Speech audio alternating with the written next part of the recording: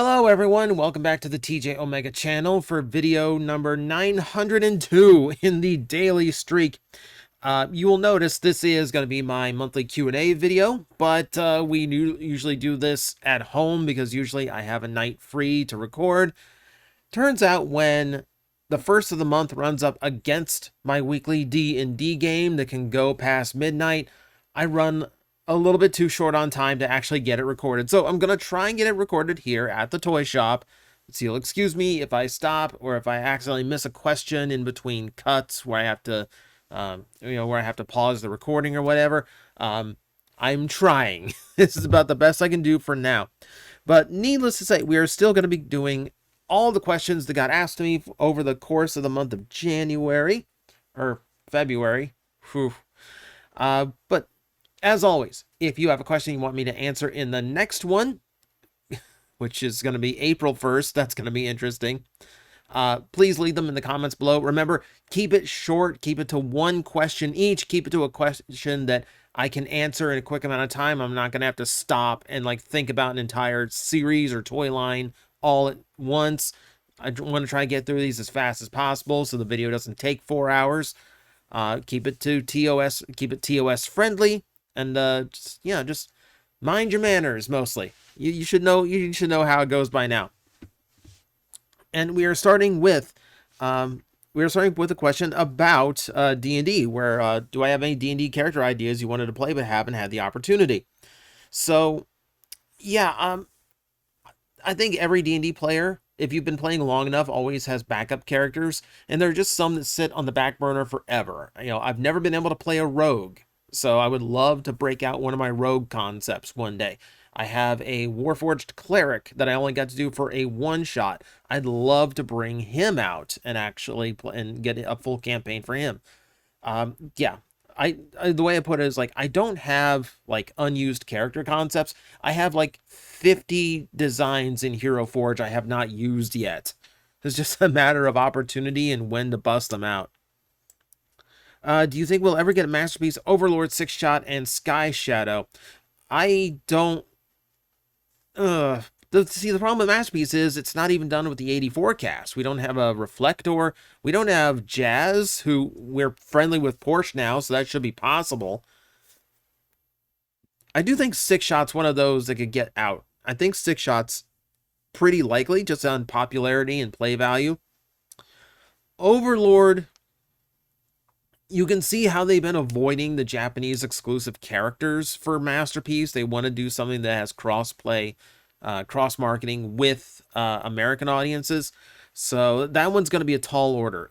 Sky Shadow, on the other hand, no. I don't think we're going to see him. Or Black Shadow, if we're going by the Japanese name. That one I don't think is actually happening in Masterpiece. That might just a little bit too obscure. Why haven't the Rebirth Headmaster characters in anything besides G1 and comics? They do get used. IDW 1.0 did use quite a few of those characters. Brainstorm especially got a lot of mileage in IDW 1.0.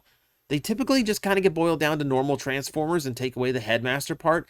And I think that's one reason why they don't get into normal cartoons and toy lines. Because to do them without the Headmaster component would draw a lot of ire from, from the more long-term fans.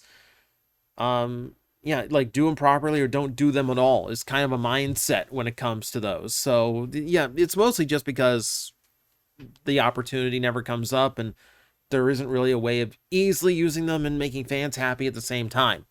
What are your thoughts on the new Amazon Mayhem Attack Squad reveals? Very recent relevant question. They look cool for what they are so far. I will have full thoughts on the news roundup on Monday.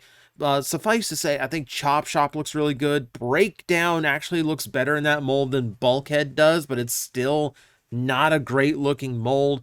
I'm a little bit weird on Barrage. I think that one really lost something in the retooling. And then, oh my god, I'm blanking on who the last one was. Windsweeper. Again, Windsweeper's another one I really wish there was more retooling. I didn't want him to just have silver target masters. That's what they did. I wanted him to have at least a new chest, too. I didn't get that either. If Blitzwing had a fourth mode, what would you make it? Well, he's already got air and ground cemented. It's like the standard attack vehicles of air and sky. He needs something aquatic. He needs like a battleship mode or like an attack boat mode of some kind. You know, make sure you get all of those bases covered. Let's see, what do you think would be a good D&D crossover for Transformers? My idea, an owlbear is Polar Claw. That's again something to really kind of think about. Take some Unicron tech and make a beholder out of it. So it's instead of the rings, it just has eye stalks hanging off of him. Not necessarily as Unicron, but, you know, just like we have the engineering to make a ball shape into a robot. I think for D&D, it has to be something iconic like that because, you know, dragons are just dragons, you know, but a beholder is, you know, D&D. If you had a palisman, what kind of animal / creature would you want? We're getting into my owl house brain rot back. Okay.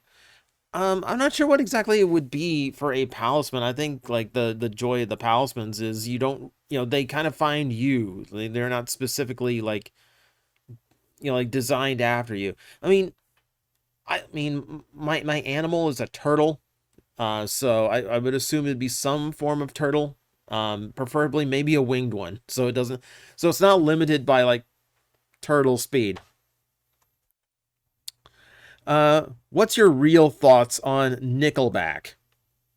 When I spend 95 cents on a dollar on something, you know, that's 95 cents, it's great to get a Nickelback. With some combiners rumored coming next year, what other combiners do you see / want to see being released in the next few years? I mean, Computron is an obvious. Computron's an obvious. I don't know about Raiden, because all of them are so similar in vehicle mode, and like I'm just like most Americans, whereas like I don't really care much about like trains. Like I like the look of like old locomotives, could look like big powerful machines, but I'm not a train guy. You know, like Rail Racer, I'm not a train guy with bullet trains either, but it's such a good looking combiner. I would kind of want another one of those to be done.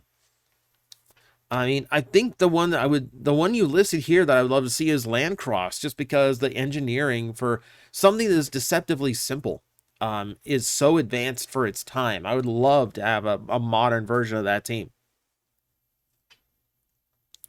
If your face and name could be immortalized as a Transformers figure, what would the alt mode be?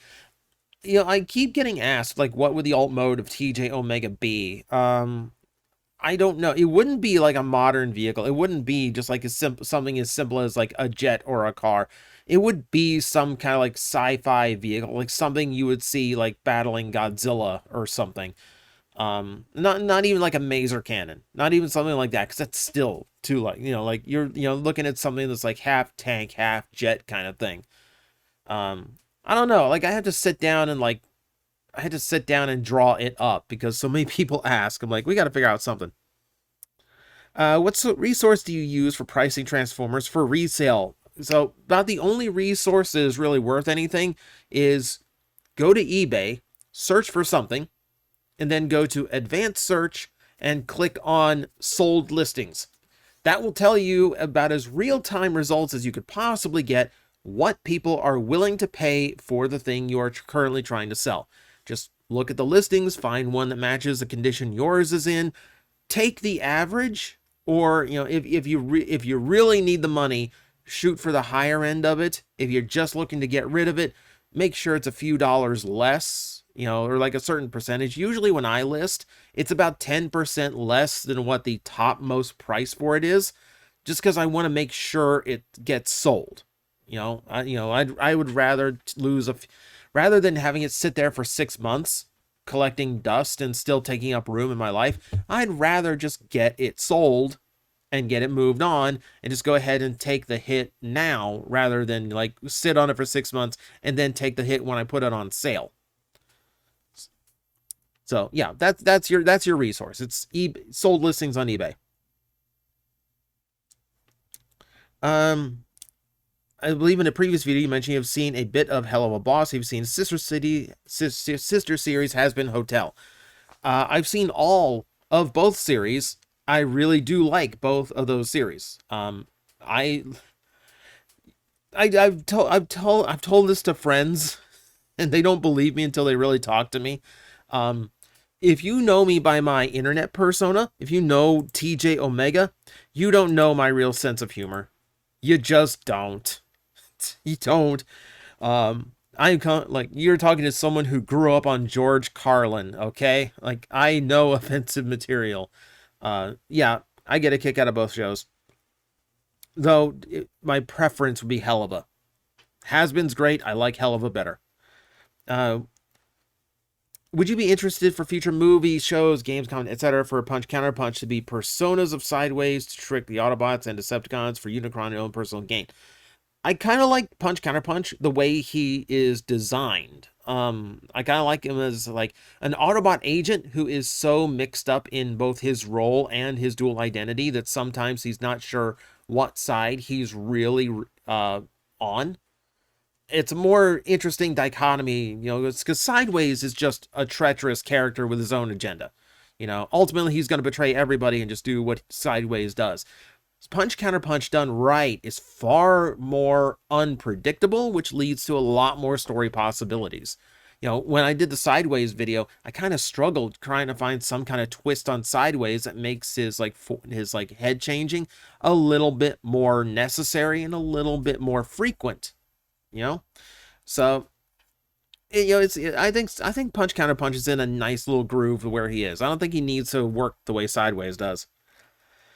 Have you heard of Kabutak or Robotac series? Simple toys, they are cool looking. No, I have not. The names are familiar, but I've never actually looked into it. So unfortunately, I don't really have much I can say on that one.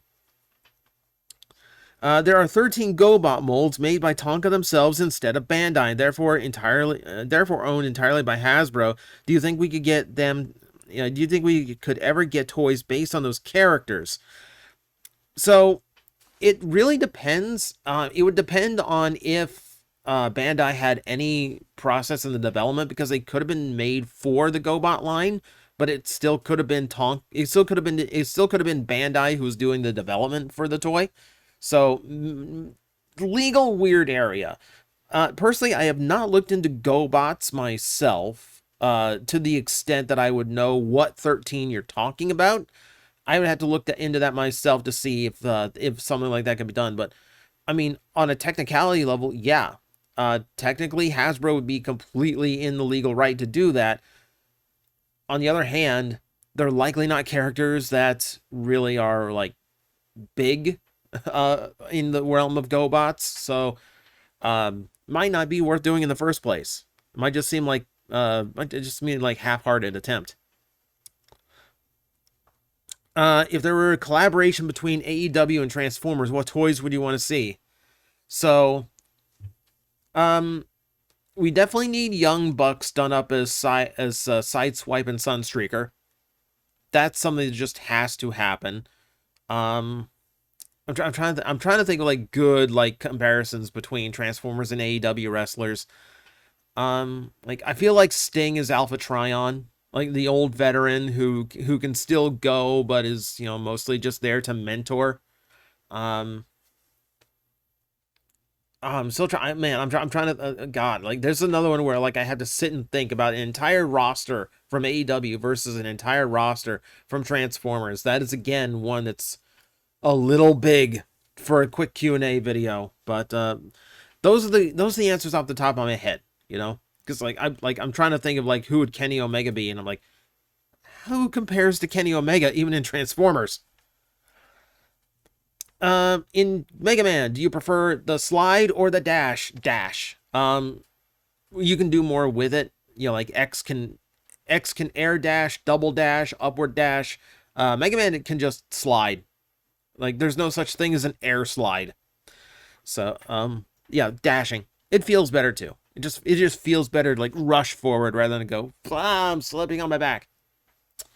Do we know which animation studio is going to animate the Transformers 1 movie? It's not ILM. I don't remember. I can't remember the studio offhand, but I do know it's not ILM. Someone else got the reins on the animation of movies now. Would Trigger take up the mantle, or would Hasbro cheap out on us? Trigger ain't doing anything Transformer. Let's get that out of the way. It's like, that's not a matter of Hasbro cheaping out on us. That is a matter of Trigger being a really freaking expensive, studio to animate with. That's like saying, well, like that's like saying that, like, oh, like they flew me out for this convention, but they cheaped out by giving me a first class seat instead of chartering me my own private jet. That's not cheaping out. That's taking a sensible choice that is still good. Yeah, instead of just wanting the ultimate premium. But regardless, no, Trigger wouldn't touch a live act. It wouldn't touch a movie Transformer line. It wouldn't do it. What's the odds of a tier being added to the Omega Prime HasLab for a tie figurine? I honestly feel like we do still have quite a bit of time in the Omega Prime HasLab. There's time for them to announce something else, but I get the feeling that anything else, if they just announced it now, or I feel like if there was a third tier, it would have been announced by now. And if they went ahead and said, hey, we're going to do something else because y'all are still, like, ordering, and this HasLab's blowing up, then yeah, they could do like a last minute like addition of like minifigures for Tai and Koji. That would be cool.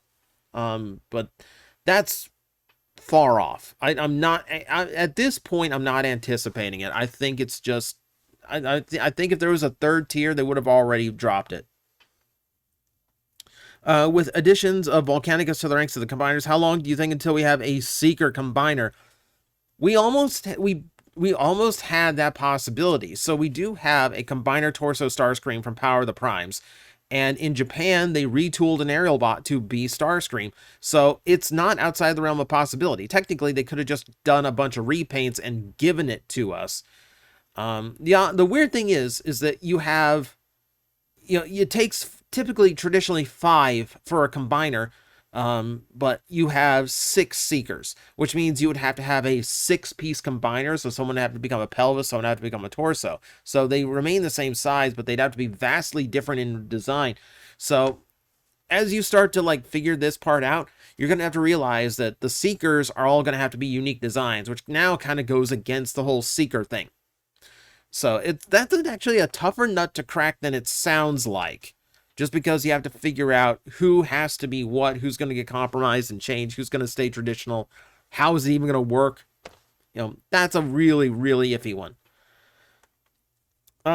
Ignoring the Beast Wars 2 incarnation of the character, I'm curious, would you be interested in doing a video about what if Beast Wars had an actual character named Starscream join the cast who isn't the G1 version?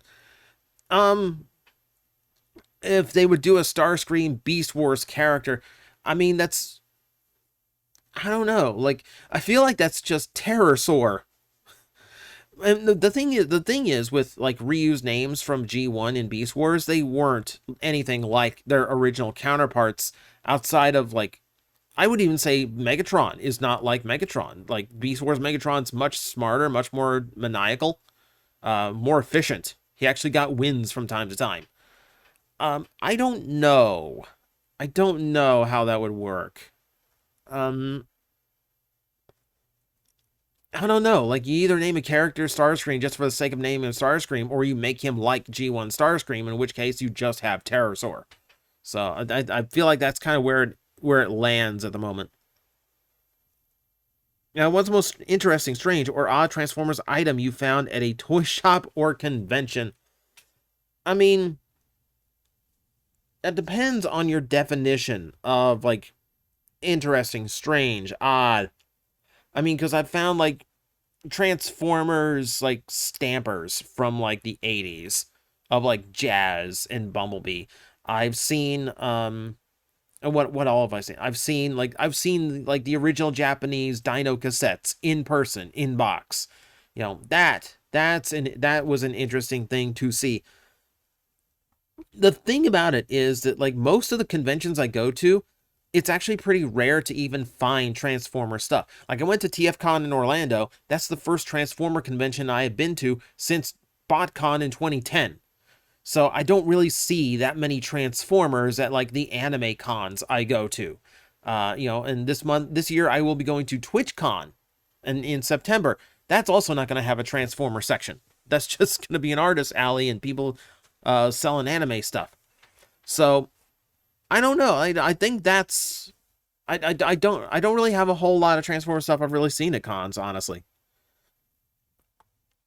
What SIC Common Writer form do you want to see appear in live action next? I'll be honest, like, I'm not very familiar with forms that appear exclusively in SIC. So again, unfortunately, not something that I can really communicate. Not something I really have an answer for. I hate giving non-answers, but I literally, like, off the top of my head, I literally can't think of any style. I can't think of anything that I've seen from SIC that wasn't an existing design that we've seen in live action already. If Hasbro's going to stick with the engineering on Menasor for future combiners, how do you think they would include the skeleton on ones like Predaking or Abominus? See, I think they had a decent solution for Predaking with the Power of the Primes figure. Not a lot of people agree with that, but I don't mind how that toy turned out. And I think with some more budget and time, they could have engineered it to be a lot cleaner than that was. So I think the potential in that still lies there. With others like, with ones like Abominus or like, I think Piranacon would be hard too. It's a really difficult call. It is a really difficult call. Like, I'm super curious because we got listings for aerial bots. So they're probably going to be doing aerial bots in that style next. And like, where do you find the extra bulk on Silverbolt? I genuinely believe like it's going to end up being like the skeleton of the combiner is going to be like a separate accessory piece. Like on the aerial bots, I expect it to be a runway. I expect it to be a runway or a landing platform for the jets that Silverbolt combines with to create the skeleton of Superion. That's what I am banking on right now. That a lot of these future combiners are just going to be extra junk. So when you get to like when you get to Abominus, I don't know what you do. Just like some kind of generic battle platform or make some kind of other monster. Like some other monster that turns into the bulk of the Abominus skeleton. That's probably a long way off. We got to get through the rest of like the season 2 combiners before we get into season 3, but you know.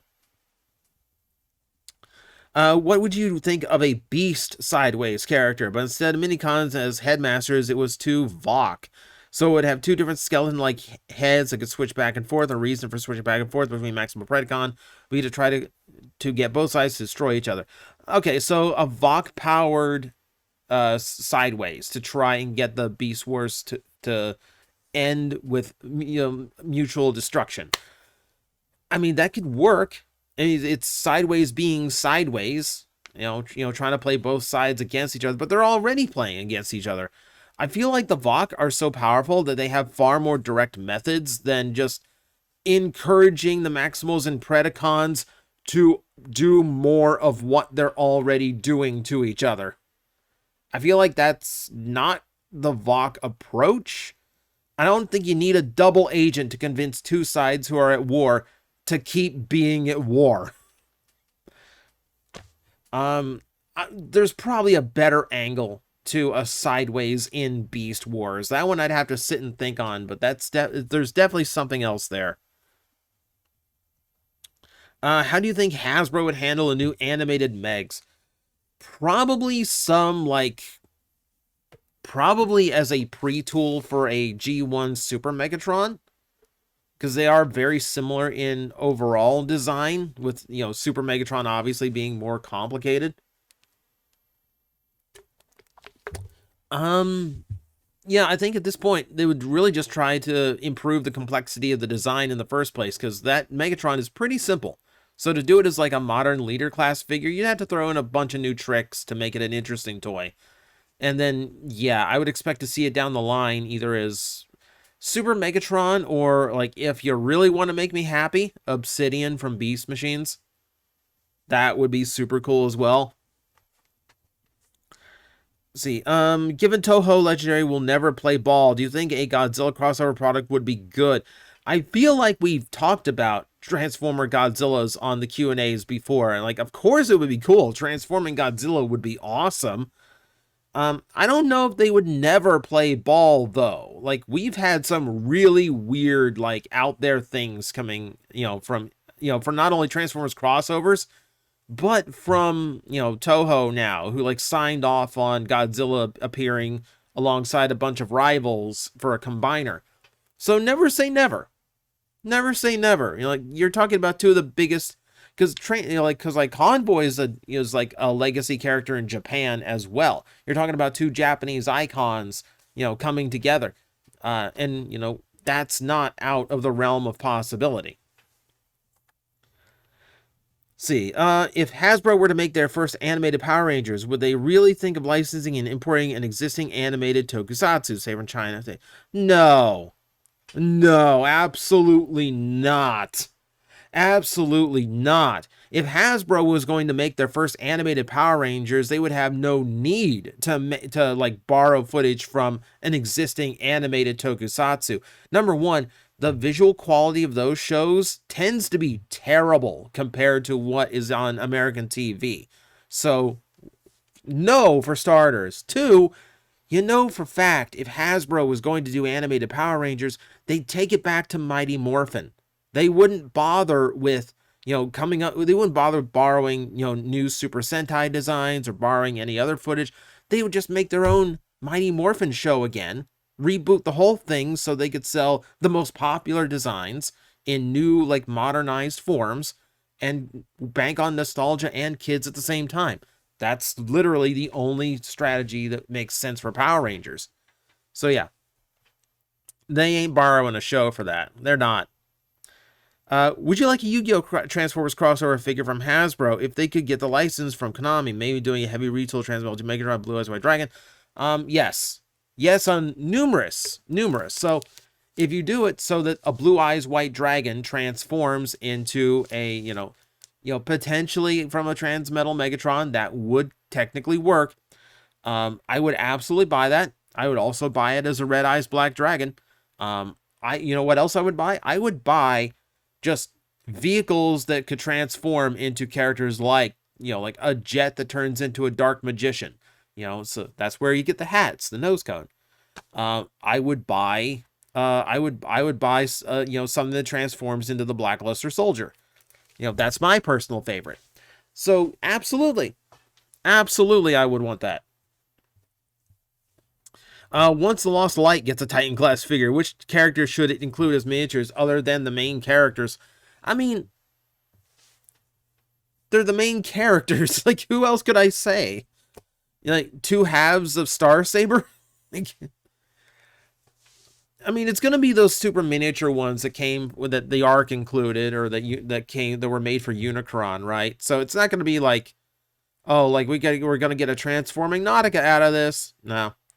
I mean, that's what I would want to be. I wanted to be the main cast. So you get Rodimus in there. You get, Megatron. Ultra Magnus is in there. Cyclonus and Tailgate in there. Swerves in there. Like, seems kind of obvious. You just stick to the main cast because there's so many in the main cast. Like, you could fill out dozens of spots with just notable characters from that comic series. You wouldn't have to include anybody else. Here's the real thing that toy needs to do. It needs to take the rod pod as something that stores in the cargo bay and becomes the head of the robot mode. Like Astro Megazord this thing. That's what it really needs. That's the question we should be asking. Is there any Transformers podcast that you listen to and or can recommend? I can absolutely recommend the WTF at TFW Transformers podcast at TFW2005.com. Which is literally the only one I'm aware of because I'm a co-host on it. I know there are others out there. Frankly, like, I don't really listen to other Transformers media. Like, I don't even really watch other Transformer reviewers, if I'm being completely honest. Outside of, like, if a friend does a toy or something that's, like, immediately relevant to me, okay, yeah, that I'll absolutely give a click to. But generally, like, The thing is, like, with my life and doing, like, daily content, I have to step away from Transformers in my off time. Like, once I stop recording this video, my Friday night is going to be booting up the Nintendo Switch, playing the new N6, playing, like, probably booting up Blast Core on, like, Nintendo Online, and then just waiting for wrestling to come on at 10 and watching that with my friends. So, like, like, in order to not burn myself out, I have to step away from Transformers when I'm not recording. So, no, I tend to avoid other media outside of just the stuff I'm personally involved in. With the rise in popularity of customer service skits about bad customers in retail and the service industry, this has been asked before. I have absolutely answered this question before. It was worded exactly the same, and I answered it then. One, we're going to answer the exact same question the exact same way. One, you can't do it for toy stores because it's too niche. Two, this is not a rise in popularity. They've been doing skits like this since TV was in black and white. Mel Blanc was doing skits like this. It's not new. It's not a surgeon. It's not anything, and it's too, in a toy store, circumstances are too niche. Done. I'm saying done. Please do not, please don't repeat your questions. I mean, I try to answer every single question that comes up. If you missed hearing a question, I promise you I made an attempt to put it in there. I apologize if I skip one here or there, but unless I specifically skip it, make sure I haven't skipped it. Make sure that I didn't already answer it first. Kamen Rider is just Magical Girls, but live action and meant for emo kids and pro wrestling fans. Thoughts? Yeah, the second you start insulting fans of something, you're gone. You don't deserve an answer. Do you remember when they lied about not doing Optimus Prime as HasLab? They didn't lie about that. It was someone who wasn't informed properly making a statement, who then later corrected it. It's not an outright lie, okay? They didn't lie. You know, they just went with an assumption and didn't know any better. I've done the same thing. I have made videos, look at my old Kamen Rider reviews. I have made assumptions about things thinking that I was guessing right when I turned out, no, absolutely not. I was not right, at the least. So, it happens. It's a mistake. You know. After Sandstorm and Menasor, which triple changer and combiner do you think will be next in Legacy? Well, this was asked 2 weeks ago. We know that Superion is next, not in Legacy, but in Generations Prime. We know Superion is next. Triple changer wise, I'd like to see, like, I think there's a rumor of a Springer coming out. I'd love to see how they do another Springer. The Siege one was already good, so I'm trying to figure out how you improve on that. For me, I'll be honest here. I'll be flat out honest here. Broadside deserves better. Like, I know the character barely did anything in the show, and I know that he's had 2 toys and they're both terrible. He deserves to have something, because it should be a super cool design, right? It's an aircraft carrier transformer that turns into a big jet. It should be a really cool design. It's just never done right. It's just never done right. It's long overdue. All the other triple changers have gotten multiple attempts now. Time for him to get a due. Time for him. With Tidal Wave now coming out and the obvious redeco of Shattered Glass Sideswipe into Armada Wheeljack and then too, what Autobots do you think they could make using existing molds to add to the ranks? Or do you think the completely new molds in which characters will be made next for the Armada Autobots? I mean, I think the only reason you saw Wheeljack being redone from the Sideswipe mold is because that design was somewhat intentionally designed to resemble Sideswipe by Takara. That was a completely intentional homaging. So it doesn't surprise me that they would use a Sideswipe mold for Wheeljack. For the rest, I honestly think they stand out too much. I don't think you could just recycle a G1 character and go, well, There you go. That's red alert. There are absolutely designs that you could, but not to the extent that red alert needs to be done. And you're not going to get like a design that replicates smokescreen or blur. You're going to have to do brand new molds for it, and they will.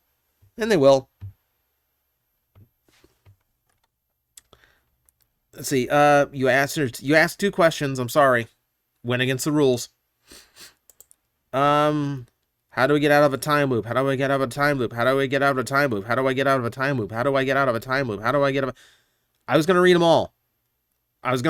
But this is how you get out of a time loop. You just decide you're done. Since we got Dead 86 Ironhide, what do you think chances are we get Dead Bay versus Ironhide? Dead Bay versus Ironhide is a little bit of a different matter. With 86 Ironhide, there were still pieces of him left. I mean, I don't think it's, I mean, it would be, I guess it wouldn't be any more morbid than the ones we've already got. I guess it wouldn't be any more morbid than Ironhide and Prowl were. But yeah, like if you're doing a movie Ironhide, you just do like a rust painted deco that's like halfway up, crawling around his body, and paint some cracks in it around the midsection or something. It'd be gruesome. You could technically do it. See, how come no one suggests Mask and Transformers? That's a good crossover. Would you like this, TJ? I wouldn't mind Mask as like the human response to Transformers. Like we've adapted their tech to our vehicles, so now we have some of that capability to fight back. But really, like, you don't need it. Outside of like some of it would be cool. Like Motormaster done up as the big like Venom semi truck, that would be super cool. To see Optimus Prime in the Rhino colors, that would be super cool. To be honest though, like there's not a lot that really stands out as Mask and not just like an orange car, that like that kind of thing. Some of it yes, most of it no. So it'd be like in little bits. But yeah, like to get a modern, like to get that like a long nose Optimus Prime done up in like Rhino colors as a collaborative, okay, yeah, that would be cool. And then pack in a G.I. Joe with a mask head or something, and then you got a mask design. You got a mask crossover. After the core Energon Megatron, do you think Hasbro will do anything else for Energon? So it's tricky because they said if they do like Energon Autobots, they want to make them Power Link, which seems lofty considering how expensive it would be to do that these days. But I always think that like core class releases are them kind of testing the waters and seeing the reaction. So I absolutely think like if they're doing a core class Megatron just to see what we think of it and just see how well it goes over sales wise, yeah, then they would definitely be doing so with the idea of doing more down the line. And stuff like Energon Starscream, I could absolutely see them doing a modern version of. See, now that Hasbro is starting to go into the comic universes more, do you think we'll see characters like Autobot Spike, Transmutate, or even the Megatron Ratchet that are spliced together in toy form? See, that's where I thought Red would have come in real handy, is to do characters that cannot be done as traditional Transformers. Because, yeah, like, the Ratchet Megatron thing is a horrific sight, but it is iconic of the Marvel comic books. You've never seen an official toy of that, however, because how would you make it transform? And the answer is you don't. You just have an action figure of it. This is where Super 7 really should have done something really smart and done characters that otherwise couldn't be done. Autobot X, or Autobot Spike. Another example of something that really should have been done in Red or Ultimates. Transmutate as well. Transmutate, but at least Transmutate had a Build-A-Figure in Beast Wars 10th. And at least you have some way of having representation of her. You don't have that. You don't have that with the others. I would definitely like to see it. I think Red basically just gave us. Red is like Red Transformers is not a bad idea to have, but man, they just went the wrong direction with it. Let's see. Where are we going here? Since all bets are off on HasLab, what would you think of them using HasLab to make runs of canceled prototypes, canceled redecos, and GPS-free GPS toys? If they do like more minor ones, like, okay, like here's your Beast Wars, like we ran Beast Wars Randy for some reason, and this time it's just this like beige plastic with gold paint. Have fun. Or like, okay, well, we reran like Beast Wars Combiner Silverbolt, so your Magna Boss can be all together. That would be kind of cool, but I think the audience for that is remarkably limited. But what I do like is the idea of using HasLab to release unreleased prototypes. Now, some things I don't think you necessarily need that. You know, I think you wouldn't have any trouble selling a Marauder Megatron to animated fans these days. But things like, for instance, the G1 Unicron prototype, that's something HasLab should do. That is absolutely a HasLab thing. I don't think they're going to go backwards. I think they're going to use HasLab for a long while to fill in gaps that collectors want but wouldn't work at retail level. You know, and the only reason I think Omega Prime doesn't work at retail levels is because they're planning 2 years worth of combiners, which means it would have been 4 years to get Prime out. So I think I think there's some that would work, but others, like, I think they'd just be happier just doing a brand new figure from the ground up. One of some of my favorite episodes of Mystery Science Theater 3000. It's been a while since I've watched MST3K to remember any particular ones. I mean, there's classics, you know, Manos, The Hands of Fate, you know, like that one is absolutely infamous. The absolute favorite for me is Space Mutiny. I never get tired of the name gags for Red Brown's character. Buff Slam Chest, you know, Thick McRunfast. I love that. That, like, easily my favorite gag they ever had. Let's see.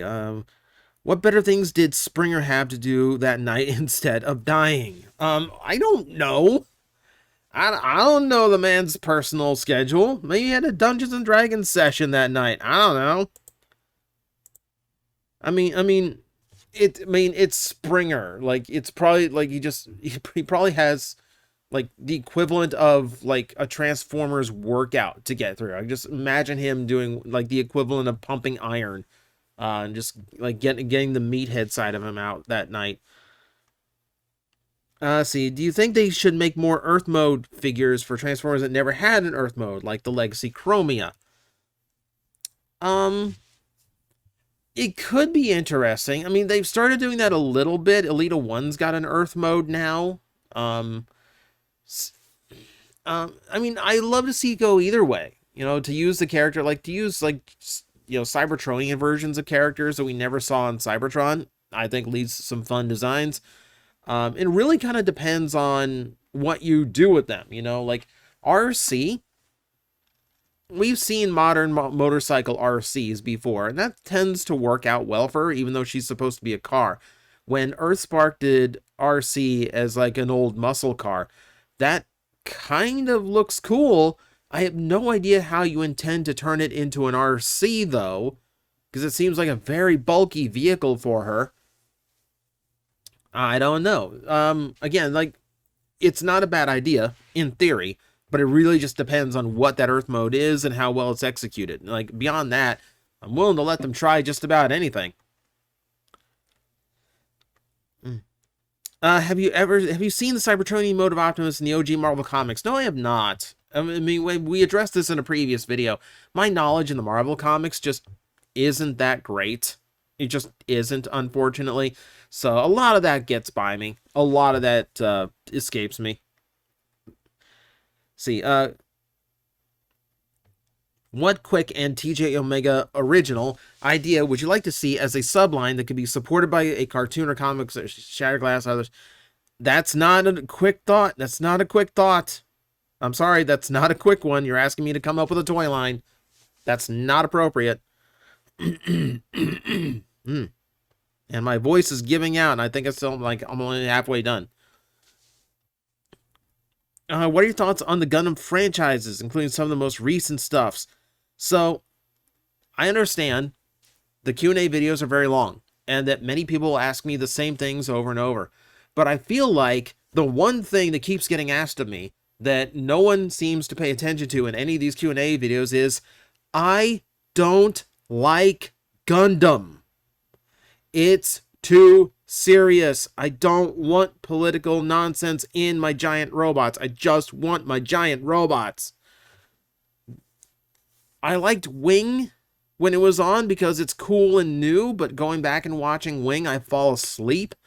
I'm a G Gundam guy, just kind of just get to the big robots fighting and work a really cool story into it after the fact that is not, like, overtly political. I don't know. I'm just... Please don't ask me Gundam questions. I have nothing to say for Gundam. What would you rather have? Ultron taking over Unicron's body, or Unicron going on an Unicron going on an apology? Your whole holding blaster over his head. I'm not sure what you're asking. Please spell check. Oh my god. I can't discern your question if you're missing 6 or 7 words from the sentence. Yeah, I'm not sure what's going on in this question. I'm sorry. I can't splice that.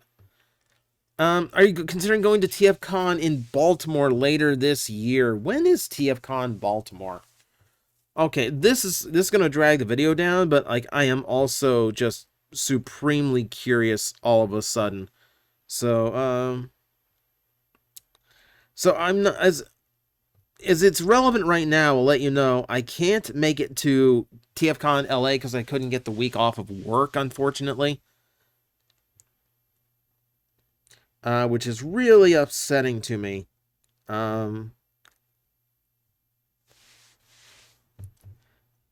Okay, November 1st through 3rd. I have no idea what my November is going to look like. So right now I'm not making any kind of plans that late. As it is, I'm planning to go to TwitchCon in September, which is already very close. I get the feeling that I'm not going to make it to Baltimore because my budget for conventions, especially conventions I have to fly out to, is going to get shot in September. A month and a week is not enough time to recover for that. So no, I'll say no. I'm not going to Baltimore. Let's see. With the HasLab Omega Prime coming out, would you rather see a new full set of Rail Racers, Bill King, Landfill? I said it before. Yeah, Rail Racer definitely. It's just a much nicer combiner overall. Build King is a really cool idea that I think was not very well executed, especially Grimlock. Just being such a weird design compared to the other 3. I think he would have stood a much stronger chance if it was like the others and just had a similar style to it. Like, it would have made it a little bit more boring because Grimlock adds some variety, but I'm like, it's the odd man out that's making everything else look weird. Like, unless he's the arms, he doesn't look right. And if he is the arms are too scrawny. So, like, I was never huge on Landfill. Great idea. Should have been made a lot better than it was. With a new Legacy animated Optimus mold being out, would you rather Hasbro give him his wing pack or make it into the canceled Power Master animated Optimus? Why not both? Why not both? Give me a Selects version that has the wing pack and like the big fist upgrades. And then give me like a leader class version where he's got the full trailer and a Power Master suit. Why not at that point? Just go nuts. It's a good mold.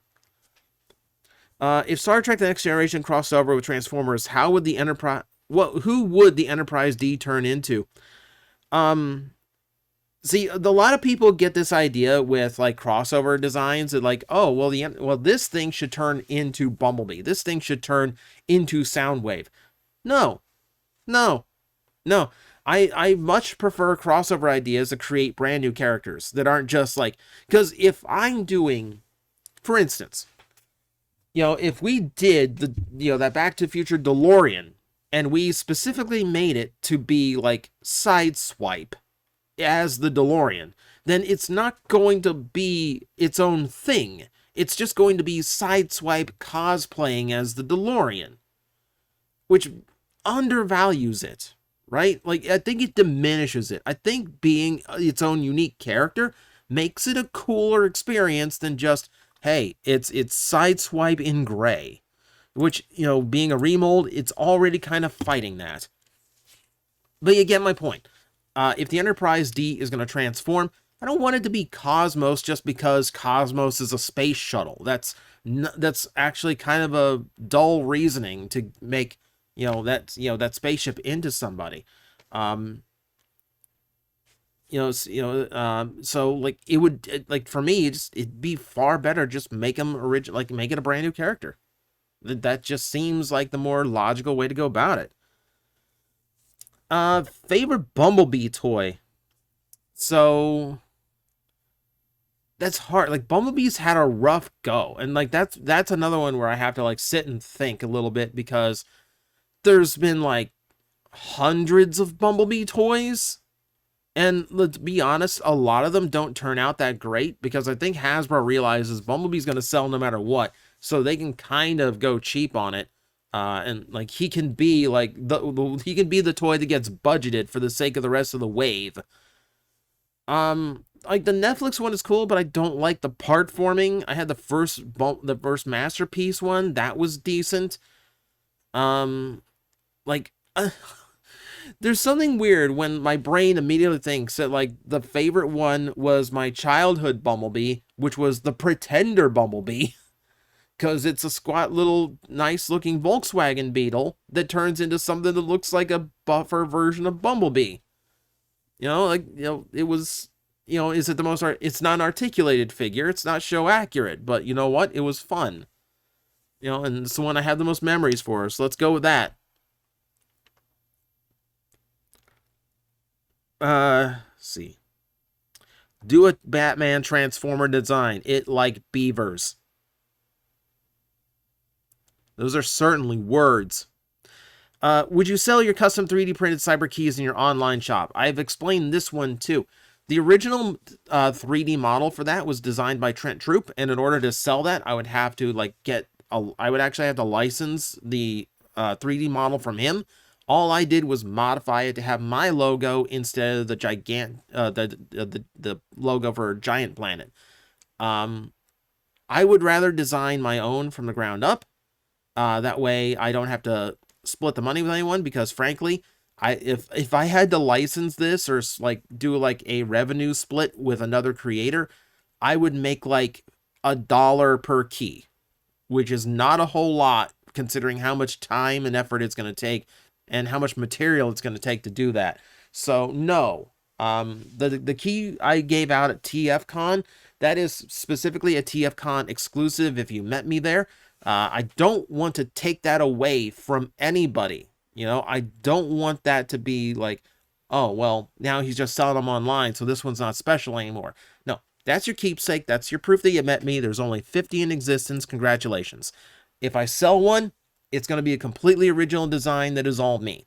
I know you haven't really watched Gotchard, but what are your thoughts on Kamen Rider? You'll excuse me. I have not even seen enough of Gotchard to know how to pronounce her name, but I do know that, yeah, the series gave us our first official secondary writer who is female, which is great to see. It's long overdue. The Reiwa series have been doing like a slow progressive buildup of their like female representation in the shows. Like 01 kind of starts the same way as a lot. We're like, we're gonna save it for the movie, but we're gonna make her cool. And just having a strong secondary female character to work off of in that series, it's more traditional. But since then they start growing, we get more tertiary writers, like with 01, we got a tertiary female writer in Valkyrie who was pretty cool to start, and then they treated her like garbage. She got one form change, and that's it. Like, she got to be like a villain form for a bit, and that was it. Really disappointing how she was treated in general. Much happier with how the new one is being treated. Like, she's already gotten a form change. She just debuted, and her forms are way cooler.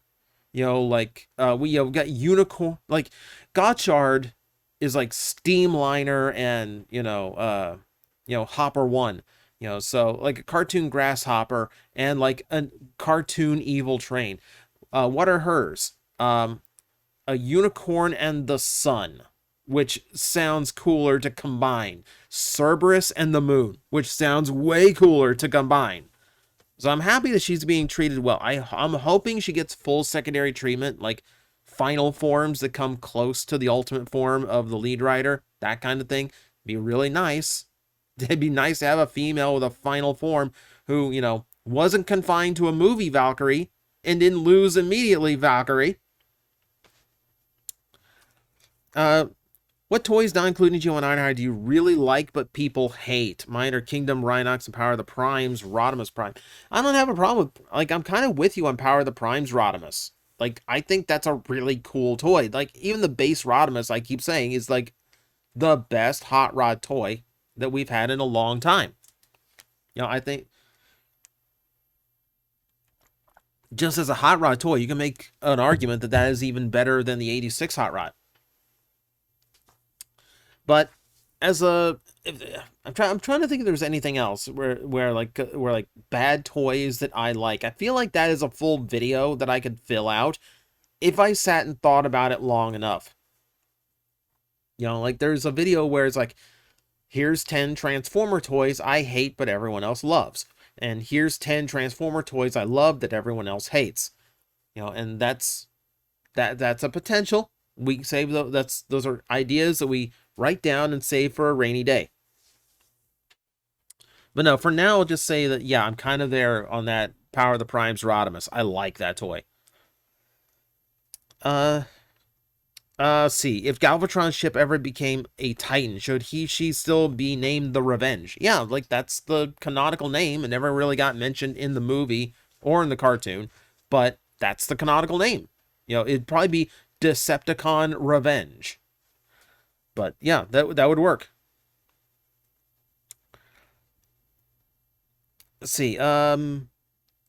If you were to make a Transformer series that doesn't include famous legacy characters, how would you do it? I'm skipping because you're asking me to write an entire show in what's supposed to be a quick Q&A. Sorry. I've explained the rules many times now. I have it pinned in the comment section. Don't ask questions that take a long time to think over. Don't ask me to make an entire series on the spot. Let's see. Do you still own your Buster Sword or your Epic Transforming Sword? This showed some of your old or ancient content back then. The Buster Sword, no. So we had a local retro game shop that got destroyed in a hurricane. They set back up much farther inland at a different location, and I gave them that Buster Sword as kind of like a welcome back gift. I don't have any like distinct memory of which sword you're talking about. Like, the only transforming swords I had a double-bladed katana that I still have. It's probably a mess now because I've not touched it in probably like a decade or so. The two knives that split, like that Klingon looking knife that splits into two daggers, that I still have. See, would you trust Thundercracker to write a biopic about you? No, but I would still let him do it because it would be amusing. The result would be legendary. Legacy Beachcomber's legs are actually not hollow and he has rubber tires. Should we expect both these things from future figures? So, the reason Beachcomber's legs aren't hollow, or rather, they are hollow, the gaps are just covered by molded plastic. The reason you're getting that for Beachcomber is because Beachcomber is an incredibly simple deluxe class figure. So they had room in the budget to work in things like rubberized tires and more closed off areas showing less gaps. That's why you're getting it. It's just like the lack of complexity allows him to be more solid in some of those areas. As far as the rubber tires go, we already know that the next Dune Buggy Transformer, Sandstorm, is also getting those as well. So, I mean, it's probably going to be a very is probably going to be a very rare thing. It's going to depend on what the toy is and what is allowed on that design. But yeah, it's definitely a possibility. It just depends on the character.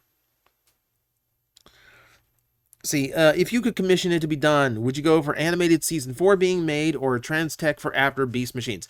Season 4 animated, absolutely. Now, the trick here is like you would have to work off of whatever design notes Derek Wyatt left behind. And of course, there's quite a few. Like, like look at Kean Carlisle and how much work he did to figure out what season 4 of Transformers Animated was going to be. It's a tremendous amount of work that man put in to create that, to create his video on it.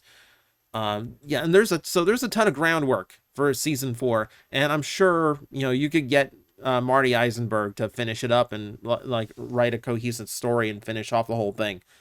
But for trans tech, like I'm curious what it would have been, but at the same time, no, you're working off of like you're working off bad material in the first place following Beast Machines. So I'd rather just see how animated season 4 was supposed to work out.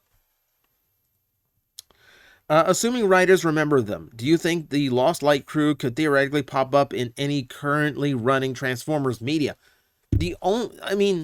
The fun of the Lost Light crew is that they are now dimension hopping, so they could literally show up in any Transformers universe at any time. It wouldn't be in animation, unless you had enough like models, unless enough of the current designs in the cast could be borrowed and recycled into Lost Light crew members. If you were doing, like if a Hot Rod showed up in Earthspark, and then you could kind of get away with having like here's an alternate universe Megatron who was been an Autobot for centuries. Here's a Hot Rod who calls himself Rodimus, is in a leadership role. You could kind of get away with something like that, but you wouldn't see a whole animated crew from the Lost Light just because it'd be so expensive to do for what would at most be a 2-part episode.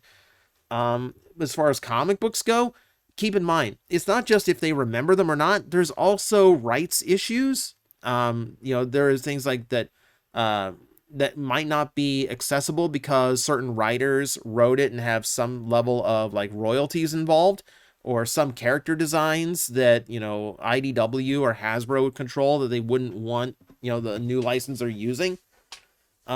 With most Transformer things, they seem more focused on media doing new things rather than going back to old. So yeah, it's absolutely possible. They wouldn't do it, but it's absolutely possible that the comic books show that, have the Lost Light in some capacity. Let's see, do you think we could ever see the return of the non-traditional combiners, such as Magnaboss Rail Racer? Rail Racer is going to be the thumbnail. I'm telling you right now, everyone has been asking me about Rail Racer this month. I think with the Commander class being a thing, yes, at some point I do think we're going to get a non-traditional combiner at Commander class. I would put money on Magnaboss fitting that role. I think that's a perfect figure to do at Commander level. Yeah, I mean, it's absolutely possible. It's absolutely doable. The train combiners seem perfect for HasLab, but something a little bit more notable like Magnaboss, because he was in Neo. No, not Neo. 2. Second. Beast Wars 2nd. No one comment on it. No one at me. It's less likely, but yeah. It's absolutely on the table. I'm not putting anything past Hasbro these days. What do you think a G2 cartoon would have looked like if there was one? Bright. It would have been bright. If there was a brand new cartoon for G2, you probably would have seen it more in the style of 90s cartoons. It would have been episodic. It would have been very jokey. It would have been probably a lot cheesier in writing, a lot sillier. Like a lot of people don't remember, like a lot of people don't realize, like if you go back and watch like old Ninja Turtle episodes, they're goofy. They're silly, and that was the tone of most everything in the 90s. It was either they were trying to be like Ninja Turtles and super goofy, or they were trying to be like Batman the Animated Series and way too serious for their own good. So it probably falls somewhere in that vein. Breakfast cereal preferences, either because I still eat breakfast cereal like I'm 10. Like my go-tos would be like Cinnamon Toast Crunch and Cocoa Pebbles. It'd be one or the other. Fruity Pebbles if I'm in a weird mood. Since one of the upcoming collab figures is going to be based on Ninja Turtles, you'd think Hasbro would be interested in doing one based on stuff like the Tick, Spawn, Toxic Crusaders, or Kamen Rider. Kamen Rider is completely off the table because that's their rival in Japan. No, that's never going to happen. You're not going to get Bandai to cooperate with Hasbro and Takara. You're just not. That's never going to be a possibility ever. If they could cooperate, you'd see a reissue of G1 Jetfire. That's the first thing you'd see. But, you know, hell hasn't frozen over, so that hasn't happened yet. The rest of it, I think, is just way too obscure. I mean, Spawn, Todd McFarlane will let anyone do a Spawn as long as he's getting a cut of it. Like, I feel like he loves seeing Spawn as toys, so that would not surprise me. But even that kind of rides a line of like, is that really popular enough? Because it seems like anytime I see Spawn figures, they collect dust at the stores. You know, so I don't think you'd go to more obscure like indie comic stuff. You know, like Turtles is a pop culture phenomenon. Like much as I think the Tick had a really good cartoon in the 90s, it ain't exactly Turtles. Do you think the Shattered Glass line should have more figures or it ended off well? I was never really big on the current run of Shattered Glass figures in the first place because they were just reusing the molds that were originally designed for the characters, which I felt kind of went against the point and like some of the fun of what Shattered Glass actually was, because it allowed you to cast characters in different forms. You know, like you had some stuff, you know, Starscream was Cybertron Starscream. But when you make him into G1 Starscream, I think it loses something. Optimus Prime, yeah, okay, of course, still make him a semi-truck, but Bumblebee is Goldbug, and he's a sports car now. And way before we did that for the movies, by the way. So it's a mixed bag. It's a mixed bag. Like, yeah, like, I wouldn't mind more Shattered Glass stuff, because there are some fun decos and characters, but I do think the modern style of it just loses something for me. Like I miss the inventiveness of things like, you know, if you paint him purple, Evac kind of looks like Galvatron, and that's kind of a cool idea. That's kind of fun. You don't see that with modern Shattered Glass. Favorite Klingon ship? I haven't seen a lot of them recently to really tell you, but it's hard to go wrong with the Bird of Prey. It just is. Have you ever taken parts of a Transformer and its repaint and swapped them? No, actually. I know that there's a few parts. Oh, no, you know what? I have done this. I have done this. Because I think I don't know if it was Siege or Earthrise, but you had a Starscream come with a standard face, and then like Thundercracker or Skywarp had a smirking face. So I did make that switch. That's the only one I can really remember. But for the most part, I generally don't do that. Mostly because I'm terrible at taking Transformers apart. Let's see. If Shockwave was all of a sudden isekai'd into the Forgotten Realms of D&D, would he learn magic to get back on Earth, or would he find a different way to get back to Earth? I mean, it's Shockwave. He probably would be fascinated by what magic was, but being logic dominated, would probably see it as a science that he hasn't quite tapped yet. You'd probably find him trying to figure out how to use the current resources available to make Cybertronian tech to create like a space bridge back to his own world. And then trying to use magic to either empower it or trigger it, which, you know, you just see as like a natural form of science that, you know, Shockwave very much strikes me as the type who would say magic is just science that you don't understand yet. That's a very Shockwave stance to take. So I think it'd be a mix. I think it would be a mix. Which Autobots would you line up as your band of 5 and the 6th Ranger? I couldn't give you one offhand because again, casting Transformers into Power Rangers is just kind of like, okay, let me sit down and think of an entire run of toys now. I think the joke here, and I think it even works for this, is just how many times Siege Sideswipe has been repainted. Like, okay, you've got deep cover for your Black Ranger, you got Sideswipe for your Red Ranger, you've got deep cover again for your Blue Ranger, you got Tiger Track for your Yellow Ranger. Like, so you're building a whole Sentai team. Like, you have to throw in a White Ranger there. You kind of have to throw in a White Ranger to kind of make this work. With Clamp Down. And then if you're going for a 6th Ranger, that's where you throw in Gigawatt. That's where you throw in the Back to the Future one. So hey, in a weird way, we already kind of have like it's a Sideswipe Sentai is what it is. You mentioned Doctor Who. Who is your favorite Doctor and why? I'm not a massive Who fan, but I did watch during like the first years of the modern run. I actually liked the 9th Doctor. I mean, I was kind of upset when Eccleston was basically just there to demonstrate how regeneration worked to a brand new audience. Because that was always a role meant for David Tennant, and Tennant's a great Doctor too. Did like him. Like, I liked Matt Smith, but not as much. It's weird. I don't know. Like, I kind of have like these. Like, I wish 9th stuck around longer. 10th and 11th were good too, though. It's a weird answer. It's a weird answer. Like, but that was like the era I watched. I watched the 12th too. I wasn't as into the 12th. I don't know. Just some of the stories just felt off to me. It's weird. And then I haven't watched the modern runs. I haven't watched the most recent years, and I still have to watch the Christmas special where Tennant came back. Still have to watch that.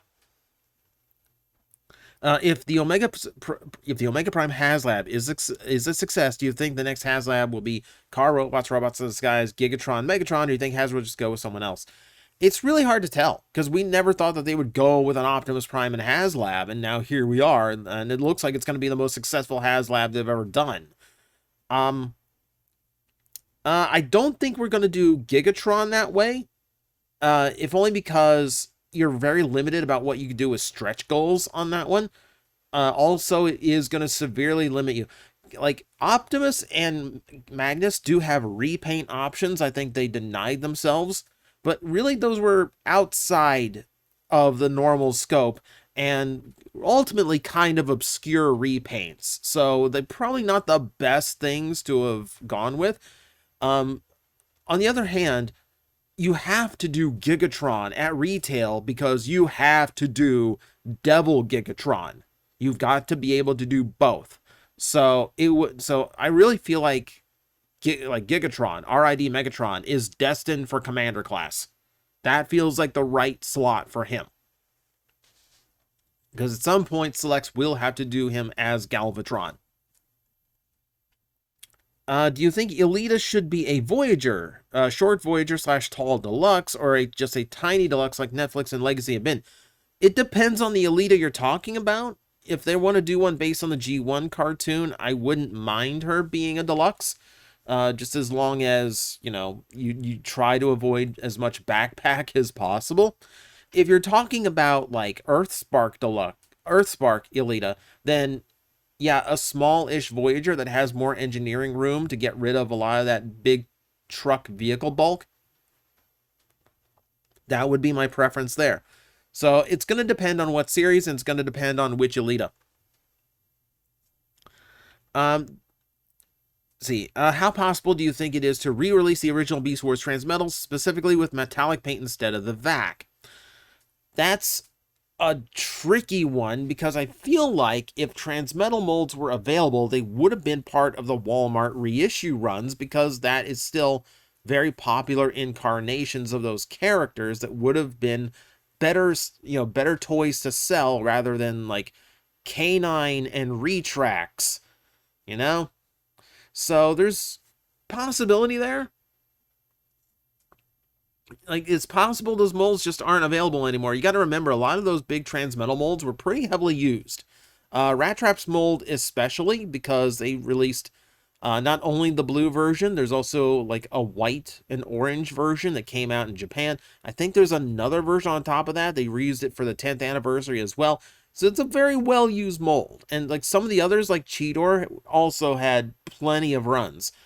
So there's probably a lot that have gone through the ringer and probably are not usable anymore. I would have loved to have seen it, but I feel like with the 25th anniversary of Beast Wars come and gone, I feel like if they were going to pull that one out, they would have done it then.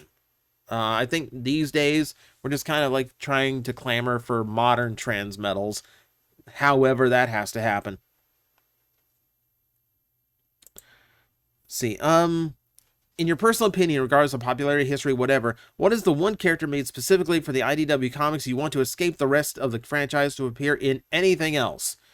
Nautica is a fantastic option. So is Anode and Lug. I would love to see, Anode and Lug just like as an eternal 2-pack. If you do one, you got to do the other. They have to come with each other. Lug has to be, has to attach to Anode's back, etc. Nautica especially because not only a more female Transformer characters, and she's a really good female Transformer character, but also more aquatic Transformers because we have very few of them. And Nautica's one figure is the sole reason a multi-pack is ludicrously expensive to get, and it's not even a good Nautica. It's just a blur retool. There is money to be made. And Nautica is absolutely one that I would love to see make it out of IDW. There's so many IDW original characters that were so good, that I would love to see in future media. Someone asked me to do like a one of the requests I have is for Transformer medics. It's actually for the first time it's a request of 2 people. And I have to do a lot of research because half of the medic characters I don't know very well. But just reading some of the ones that were in IDW, like, Flatline and Velocity, you've got some really good fun characters that really should get a little bit more attention. Weirdly enough, Flatline he's getting a toy. What is your favorite food or meal? It's very much a mood thing. Like I'm very basic. I'm a burger and fry guy. I'm a pizza guy. It doesn't take much to make me happy food wise. I don't have to have a big, like $50 steak from a really fancy restaurant. I don't need lobster. I don't need anything like that. Yeah. I'm much more simple than that. It's like I like basic stuff. If you make me a good lasagna, I'll devour that. Let's see. Do you prefer Soundwave to have red or yellow eyes? Doesn't really matter to me. I guess it kind of depends on what you're just going for. Like, if you're doing something that is specifically the toy-based deco and you give it red eyes, okay, well, now I'm out. Because that's not how he's supposed to look. Things like that. It depends on intent. It depends on how well it's executed. So I don't know. I'm kind of iffy on that one. It really doesn't matter to me. Ultimately, it really doesn't matter to me. I think he looks fine with both. When as a kid you finally got your own money, what was the first Transformer you bought? God, that would have been early 90s. I hate dating myself, but that's what it would have been. Earliest memories of like going to a store and getting a Transformer for myself, I think was Rapido. I think it was G2 Rapido, which is one reason why I'm always like clamoring, like, can I please get a modern Rapido? I mean, I don't, I don't expect to ever get it at this point, but like that was kind of my boy as a kid. Who's your favorite Maximal and Predacon? Characters like Dinobot and Black Arachne, who have been both, only count as one entry. I mean, is it biased to pick Scott McNeil characters? Is it? Because, yeah, Dinobot is a spectacular character. It's absolutely spectacular character. I mean, I love a lot of the Beast Wars cast, but like that is a straw that, but just Dinobot's done so well, like so well. Like, how do I? It's hard to vote against him. Like, even going to like comic books, it's hard to really like pick out someone I like better. And then for you, you basically kind of nailed it. You basically kind of nailed it because for Predacons, it is Black Arachnia. I did a whole video about why that character is so special. And yeah, I don't really know. I don't think I have to say anything more about that. Like, it is just, yeah, there's you nailed the two examples right there. Thoughts on Monster Hunter Wilds trailer? It's hard to gauge anything from that trailer right there. I mean, Rise looked fantastic from its trailers, and like I love any new Monster Hunter, and I think Wilds looks like it's going to be doing some interesting different things. It's going to be what they tack on, because like I think like Rise is really good when I'm just going around a map hunting monsters, but the second you make me do the rampage sections, I immediately lose interest in all of that. And then you like storyline in parts where you have to do the rampage. Eat me. I don't like the rampage. I don't like a turret section in my Monster Hunter. I just want to go hunt monsters. Ugh. That one bugged me. That one bugged me. So I'm withholding opinion on Wilds until I see exactly what the game's about. What is the one Transformer toy line that you miss the most out of the 40 years of Transformers? I mean, I've gone on about it so many times at this point on this channel, but it's Cybertron. I thought that was the perfect era for Transformers. They were good quality, not hollow, very solid toys. All of them had a really good unifying gimmick with a good little collectible. You had a huge variety of things. Any type of vehicle imaginable you could generally find in Cybertron. As well as beasts. You can find beasts in Cybertron as well. And the adventurous spirit of the repaints. Coming up with new characters or like weird takes on homages. There's a lot. There's so much going for Cybertron. So much going for that one. I miss not only the style and how the toys were done. I miss that daring sense of creating new characters or just being weird with reuses of characters. That's what I miss in Transformers. Like, we don't get like Cannonball anymore. You don't get a character who exists solely as a repaint, but is so cool that he just becomes his own thing. So like when they do a Red Alert, they have to do a Cannonball now. And it's been a long time since I can remember anyone doing that. Any Transformer figures that you regret not getting? And there's been a lot of them. I mean, there's been a lot on the Masterpiece scale that I heard were really good. I kind of regretted not getting Masterpiece Beast Wars Megatron because I didn't like the whole like armor removal thing. I didn't like that was like a thing that toy had to do. I also didn't like the cost for the size. Jeez, that's an expensive toy. But missing out on that one kind of means that like I kind of lost interest in like finishing off Beast Wars Transformers as a collection in Masterpiece, because I had them all up to that point, and then now I'm looking at Rhinox and just going like, I don't need it. I don't really need it. Skip Tigatron too. Didn't bother with Tigatron. It's just it is what it is. It is what it is. I could go on for like literally an hour over like, I wish I got that. I wish I got this. I can't. We don't have time in this video. But yeah, like there's a ton I wish I had gotten. And I don't want to do a video dedicated to just that because people start sending me those and I don't want it to be about that. Off topic for this channel, which is totally valid. for this Q&A. You can ask literally whatever you want as long as it falls within the rules. Do you have any interest in the Percy Jackson and the Olympians? No, I don't. I do not have interest in the franchise. It just never. It never hit me. Like any exposure I've had to it just never really did anything for me. I always kind of felt like I want to be Harry Potter, but with Greek myths, which might not be the right judgment, but that's always the vibe I've gotten off of it. And talking to someone who also didn't like Harry Potter either. Arm your pitchforks. Like, see, with the success of Legacy Armada Optimus Prime, do you think Jetfire and Overload are more likely to happen? Absolutely. And Hasbro is crazy these days. I don't think anything is off the table anymore. And if they can make those toys work and engineer with those with the Armada Prime, absolutely, absolutely. Though Overload might be less likely because the toy is designed to just work with the original Overload. So Jetfire might be the best you're going to get on that one. Let's see. How does it feel knowing because of Tabletop and schedule conflicts, you're convinced more people to try D&D for the first time? My first session is next week, or really will have already happened by the time you read this. I mean, I'm thrilled. I'm thrilled. Like, keep in mind, like, this channel has gotten a lot of people into a lot of things.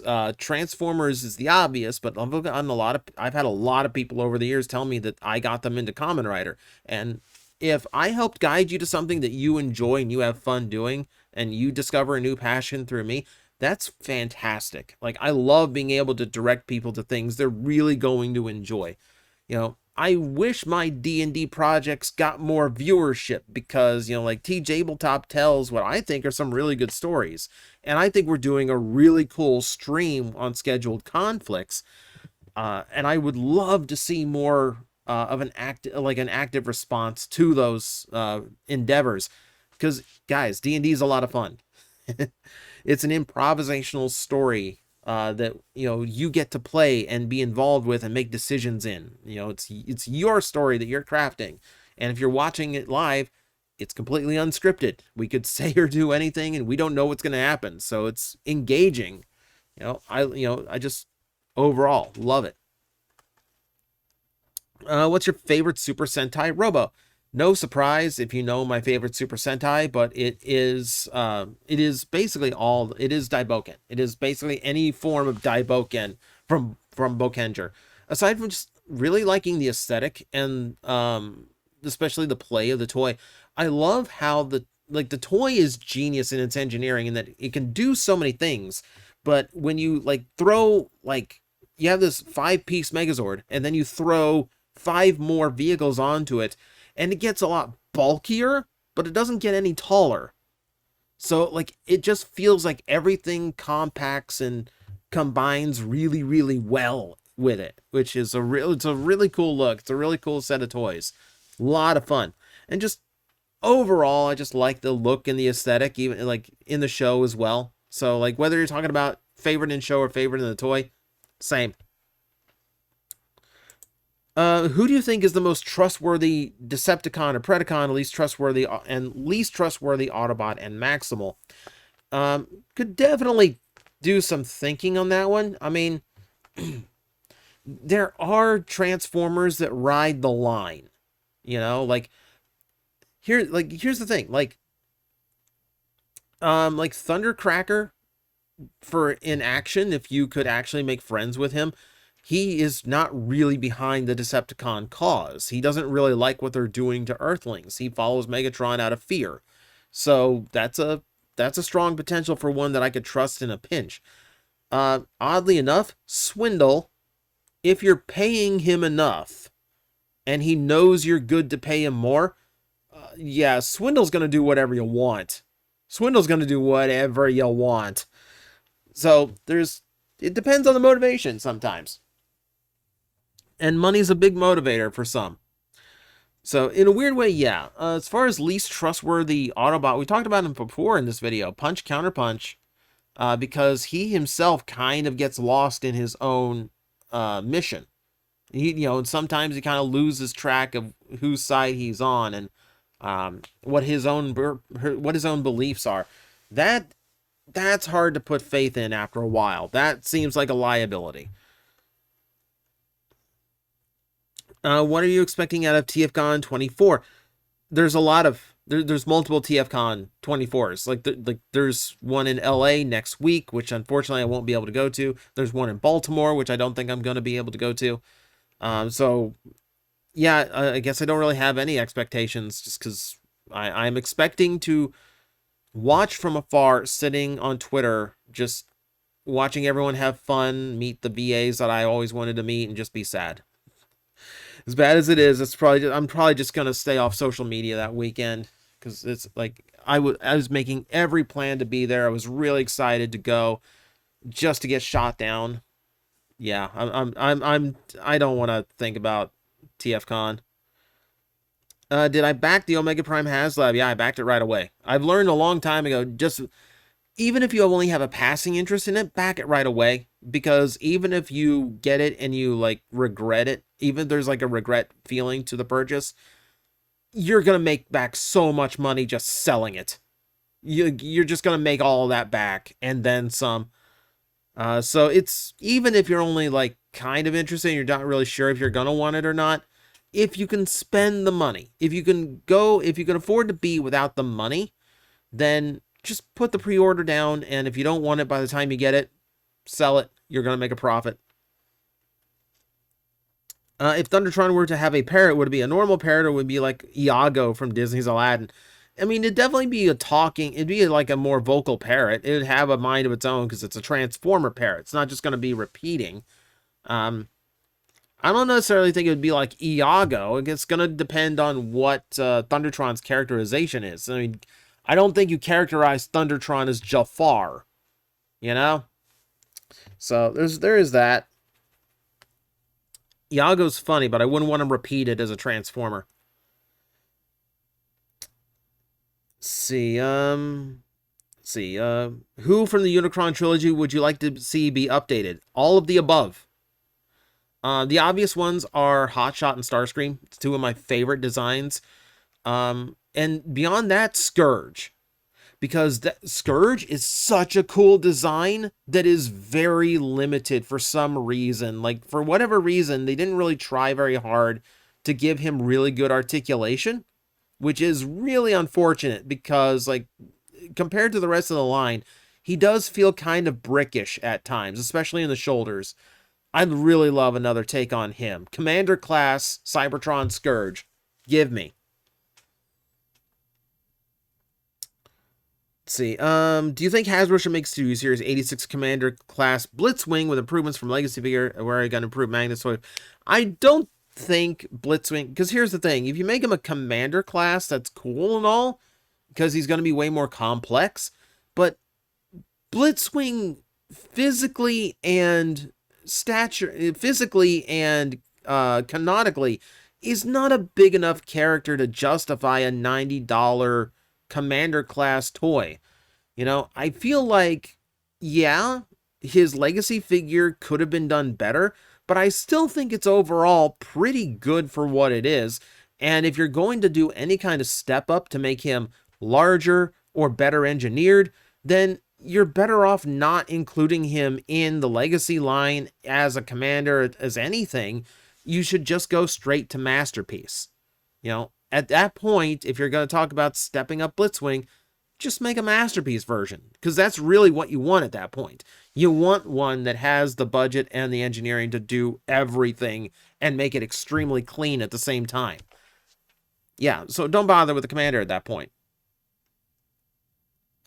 See, since we have Siege Minister and Generation Selects Rotorstorm, do you see the mold being made into Energon Bulkhead? Probably not, because Energon Bulkhead is a larger character. Like, he was Voyager class back in the day with added parts. To even just make him a character without those parts, you'd still need a Voyager class helicopter, which we haven't really gotten in a hot minute, so it might be a while before you see a brand new Bulkhead. Also keep in mind, as far as Energon goes, he's fairly minor compared to like Hotshot, Inferno, Rodimus, Ironhide, Starscream. You'd have a lot in line before you'd ever make it to a Bulkhead. Yeah, but no, like I think you need a bigger helicopter. With Omega Prime having PVC tires, do we need to worry about plasticizers leaking out like Revenge of the Fallen Bludgeon or others? There's really no way to fix this issue. I got in, like, when I did the review of King Jader, um, some of his plasticizer was seeping. Like, when I got his J-Quarth out of the box, it was sticky and tacky to the touch. I had to very carefully clean it, and I had to carefully clean the painted sections, too, because those were like coming off a little bit. So it's just natural degradation of soft plastic. There's really no way to avoid that. You just have to hope that it's made well enough to endure. And I know Hasbro has had issues with rubberized tires on RID figures before. You would hope that what they do at the HasLab level would be high quality enough to withstand the test of time, the way, like, even some G1 toys have rubber that survived for the last 40 years without splitting or leaking. So it's doable. We just don't know if they're actually going to go that extra mile or not. And really, like, I don't feel like it's as big of an issue today because 3D printing is a thing. You resin print some replacement tires and you're good to go, you know? So I don't think it's as big of a concern now. You know, like, I feel like by the time the tires rot off of HasLab Omega Prime, I'm just going to be able to print replacements. Let's see. With recent HasLab, do you think it would now be possible for them to do a rail? Oh my god! I literally, like, have to take a step back here. I literally have to take a step back. Oh my god, you people want your bullet trains. God, tell me nobody reads the comments section without telling me that nobody reads the comments section. And it's 5 Rail Racer questions in one video. And here's the thing. This is actually a sensible question, Fies. I do think a HasLab is the only way to really do Rail Racer because, one, kids in America don't really care about bullet trains. They don't care about trains in general. Keep in mind, even when they make toys for adult collectors in a Generations line based on old characters, they still have to make it look cool so kids will want to buy it off a shelf too. We are not the sole market for Generations toys. They just happen to cater to us while they're making toys they think kids are going to like. So with the bullet trains, you'd be fighting against that. So you're already cut the market in half. And then there is, like, the engineering that it would require, and just, yeah, you need HasLab. You absolutely need to HasLab that toy.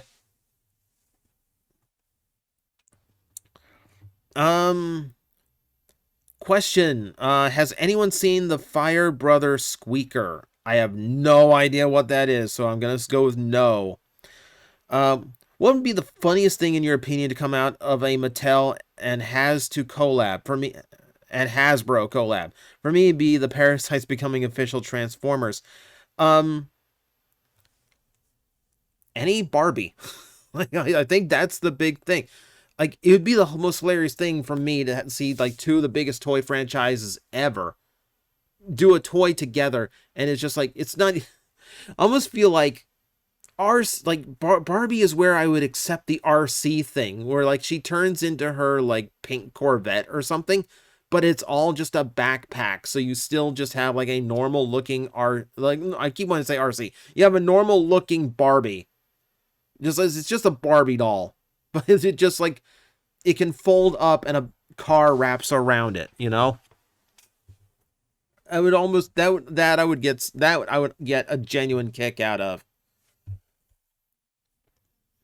If you could pick a vehicle in Beast Alt mode, what would they be? We talked about the vehicle before. It'd definitely be something sci-fi. It'd be something space age.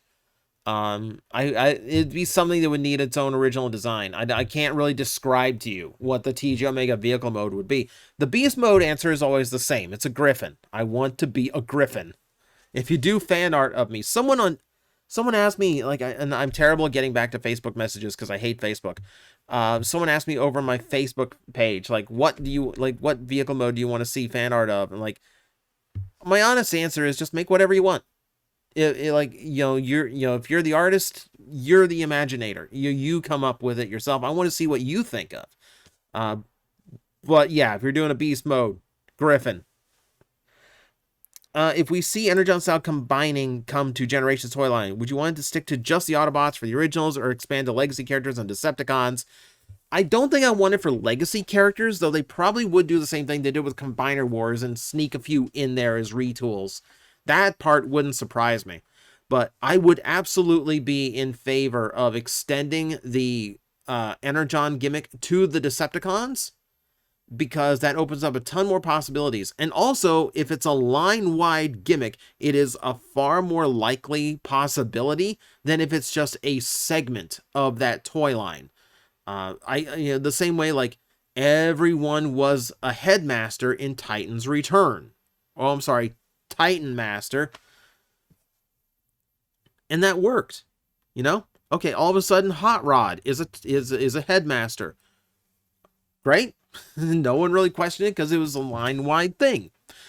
And I think the same would be true if we actually did this with, like the Energon gimmick. Just let everyone do it. There are exceptions.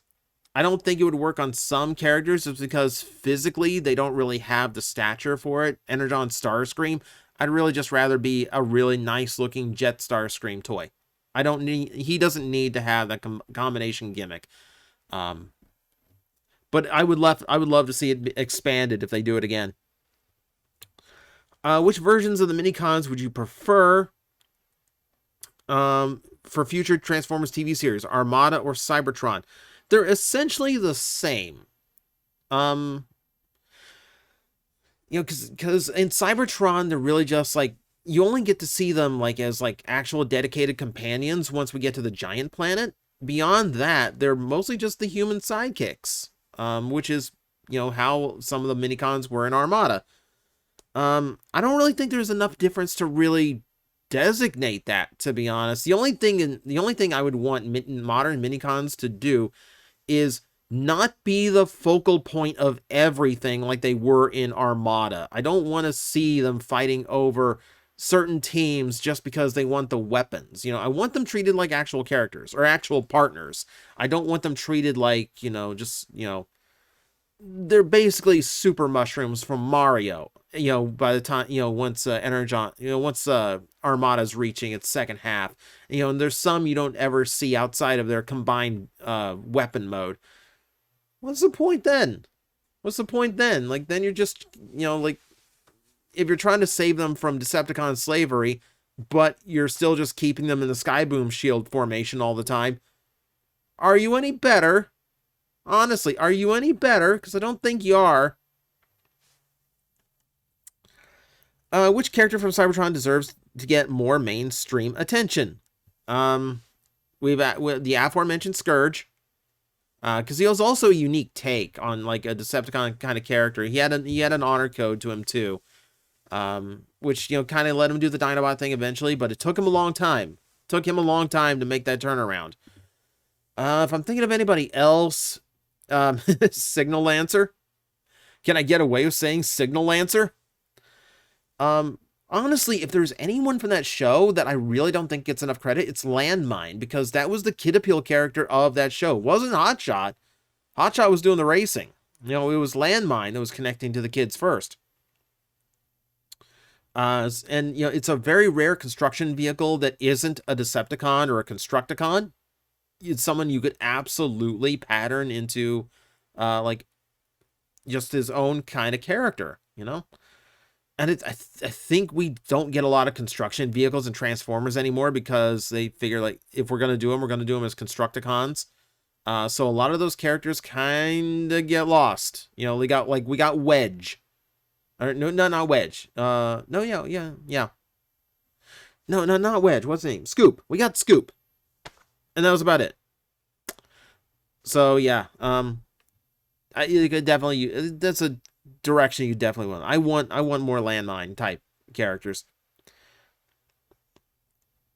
Let's see. Question. He's Beatimus Prime. Legend of Zelda question. Classic Heroes Journey style strong storytelling with more linear world design, or a fragmented story with open air world designs. You're basically asking me, do I prefer like old school Zelda, or do I prefer new school open world Zelda? They both have their preferences. And again, I feel like it's based on the story you tell. There's some weird oddities to like how Breath of the Wild and Tears of the Kingdom is told, because you can view some things out of order. I think that could be handled better. Like the dragon tier things in Tears of the Kingdom. They're in dedicated spots, which helps you go find them later on if you tell like, oh, I'm missing this cutscene in my menu, so I need to go here. But if you just like every you got the next piece of the story every time you got a dragon tier, no matter where it was, it would tell a linear story that would make more sense on the first viewing. That, I think, would work better in your favor. If Fortnite were to make a whole Transformers themed season like they did for Marvel Chapter 2, what skins could you see in the Battle Pass? Generation 1 Optimus and Bumblebee. I really am not happy with how... And Megatron. I'm not happy with how Megatron and Bumblebee turned out in Fortnite style. So I definitely want something a little bit more classic with those. You're talking about Seekers for gliders. You're talking about potentially mini-cons, Energon cubes, for like back blings, like Optimus himself, just like has so many options for, Optimus and Megatron in general have way many options for all these skins they could do. And even then, it's not totally themed. After like, when they do a Marvel season themed, it's like 2 of the characters in the Battle Pass are Marvel and the rest are original creations. So it's not like we'd see a whole lot. But there's definitely a lot better implementation they could have gone with. Would you like to see Kamen Rider turn into their rider machines? Not really. Mostly because the rider machines are usually they're usually like designed similar to the rider. But I don't know, they're all motorcycles. So you're not really giving yourself a lot of room to turn them into the characters, especially when you talk like Den-O. Den-O has a dirt bike, which has a lot of blue in it, which is not going to translate well to his red main form. And there's not a whole lot of bulk to work with when most Kamen Riders ride dirt bikes. I don't think it's going to work. I don't think it would work. I'd rather than just like, I don't want to see them forced into that. Like, I'd rather them transform into things that are thematic to them. I kind of want Kabuto to just turn into like a rhino beetle. I think that'd be more interesting than just turning into his bike. Favorite MetroCon experience. How many times I'd meet Scott McNeil, and then how many times can I talk about? The thing is, like, some of my favorite experiences I can't tell you about because they happened at the after party. Nothing weird or like scandalous, just like being able to talk to some of these people candidly and just being able to sit down, and more because I started in a place where I was just a con goer, and then like when I started like doing the interviews with Scott, I started getting friendlier with them. But the first time, like, Scott invited me down to the after party at a time where I did not realize that was like staff only. Kind of broke my heart that I wasn't able to accept his invite because of that. And then to like grow to the point where now it's like, yes, like your family, get in here, hang out with us. That's a lot more special now. Like, my favorite memories and my favorite experience with MetroCon is just like how I was accepted into that family. Like that's where a lot of that comes from. And there's other things. MetroCon held a wedding that I was filming. That was really cool. The Kaiju Big Battle, always great experiences. Meeting fans. MetroCon was the first place where I really got to meet fans. I will never forget going there one year and going down the escalator on Friday, the first day of the con, and before I can get down to the floor, I hear a girl shout, TJOmega, and as soon as I get to the ground floor, she gives me like a proper glomp. I'm like, Wow. This happened to me. There's a lot. There's a lot. How would you feel about Hammerbite? I was trying to think of his name in an earlier video. I was trying to think of his name yesterday. We were talking about hammerhead sharks. Hammerbite. Being a Skybite retool. It depends on how that Skybite's designed. I really like Hammerbite's design. I really like Hammerbite's design. I don't think I want to see that messed with. I mean, it seems like an obvious place to go for a Skybite retool, but really, there's also Cybershark. I think it's hilarious that Cybershark is so forgotten about because Skybite is so good that even when people think about like redoing Skybite into other characters, they don't think of him. They think of redoing him as different sharks. That's hysterical to me. It really depends on how the Skybite is done. If it's Generation Skybite and you can still, if it's Generation Skybite style, that'd actually be kind of cool because the hammerhead would be here, you know, and you could do some cool design elements with that. If it's done like the original, the hammerhead's going to hang off his back, which is not nearly as cool looking. Let's see, if you could bring only 3 Cybertron characters to bring into Legacy, who would it be? If we're going by characters that are specifically from Cybertron and not like, oh, Starscream. No. We mentioned Landmine. And I do count him as a different, like, same name, but it feels like a very different character from Energon Landmine. So I really hate to say that he's an Energon character. To me, he's not. You know, Energon Starscream is not the same character as Cybertron Starscream either. I separate those two as well. So I would say Landmine. I would probably say Sideways, just because the design is so cool. I'd love to see it again. I'd love to see a bigger one. Can I get a Voyager? That would be awesome. And yeah, like you mentioned, Dirt Boss. I am like, I feel like I'm on an island as far as like really liking Dirt Boss in design and just style, right?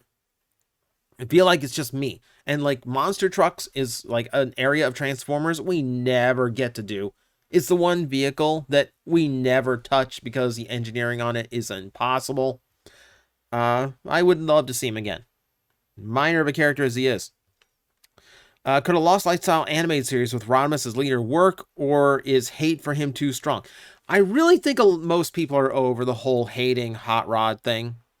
Just look, it's something they had to do for the story of the movie. Get over it. Like I feel like that's long gone. Keep in mind, they ran an entire season of Cyberverse where Rodimus was pretty much the main character, and that went over fine.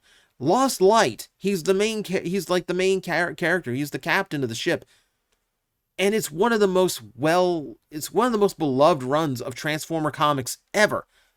The Hot Rod hate is so gone. It's so done. Like, the only problem with doing an animated series of Lost Light is, A, it is hard to get someone on board a Transformers project that doesn't have any of the big four. Well, it has Megatron, but it doesn't have Optimus, Bumblebee, the guaranteed sellers. But also, Lost Light's brutal. There's some very brutal images in More Than Meets the Eye and Lost Light. You could not make an animated series out of it. Like maybe Adult Swim, but I don't think they'd touch it either. So there's a lot more limitations than just, some man children who haven't grown up since the 80s still bashing on Hot Rod. Would you have preferred Legacy Armada Prime Jetfire Overlord to be a 3-pack HasLab and Light of Omega Prime? No. No, I would not, because personally, like, my interest in Jetfire and Overload is personally very, very low. And I would consider, and like, there's nothing about those two that would detract from my enjoyment of what Optimus Prime was. But with RID, Prime, and Magnus, those two are so interconnected, I feel like you have to have both. So I wouldn't be objected to that. Like, that's fine. And I acknowledge that the only way to get a good Magnus out and not have to wait years for him to be released is to do a HasLab now where you just get him along with Prime. You know, and I don't think it would be delivered nearly as well because you're getting in the Blue Bolts too. You're getting a much more solid Magnus than he would be at retail level. I think that's the perfect way to go. With Armada Prime, if you were going to throw in Overload and Jetfire in, aside from like that would be a very expensive package at the end of the day. I would feel I would feel cheated. I would feel cheated because those are not nearly as essential to the experience of Armada Optimus Prime as Ultra Magnus is to RID Optimus Prime, if that makes any sense. How would you feel about seeing more concept series to use yourself from the Nightverse or Bayverse? It really depends on the design. I do think it is cool that they're going back and doing figures that or designs that never really made it into the movies. But also, there's that part of me going like, did you really make this for the movie, or you just make this up to fill a shelf? Was this really a leftover design? Was Sunstreaker ever really designed to be in the Bumblebee movie, or did you just draw up something and go, oh, that's cool, let's make a toy, and we'll tell them it was a concept series? I'm a little bit conspiracy theory about that. But, I mean, overall, so far, I'm cool with it. We've gotten some really interesting stuff out of it so far. See. From Zeo Turbo, Lost Galaxy onward, which Megazords would you like to see get a zap or even a theoretical HasLab treatment? The go-to answer from that general area, I mean, we talked about Daiboken. I would love the Operation Overdrive Megazord to get that kind of love because, good lord, the original toy was so bad. The original toy ruined what was one of the best Sentai toys ever. But beyond that, Rescue Megazord. I would love for the Transformer people to do the one Megazord that's closer to a Transformer set than any other.